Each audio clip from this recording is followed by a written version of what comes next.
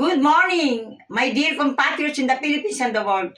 Today is the blessed birthday of our beloved Saint Therese of the Child Jesus. I'm now here in Cannes, France, and she told me this morning upon waking up to have a simple birthday celebration because of the cake made by Lydia Cabral. Lydia Cabral, Saint Therese of the Child Jesus, instructed me to proclaim her as the member of the indigenous tribe, Subanen tribe, who is now in Cannes, France. To proclaim her, to thank her for the transfiguration radiance, for the light. After the November 30, 2025, Andres Bonifacio Day, Holy Mass in Old Nice Church. This lady, I don't know her, Lydia Cabral, when the time to share the light to light, she saw I don't have a light.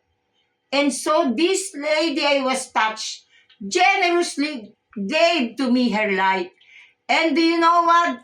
The light that she gave to me became the inspiration to be the transfiguration radiance, transfiguration fragrance for Saint Therese of the Child Jesus Transfiguration Tower. Because out of that light that Lydia Cabral gave to me, others also got the light. And so now, my dear compatriots, Saint Therese of the Child Jesus, this is from the convent of the Philippine Carmel of Saint Joseph in the Philippines. Saint Therese would like me to present this to my dear Lydia. Dear Lydia,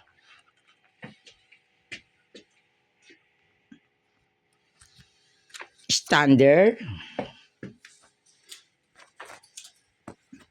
My dear Lydia Cabral, beautiful lady. There, she is lighting now the candle for her blessed birthday. How pleased, how happy Saint Therese of the Child Jesus is rejoicing. And we will sing, Happy birthday to you. Happy birthday to you. Happy birthday, happy birthday. Happy birthday to you. And now Lydia Cabral will put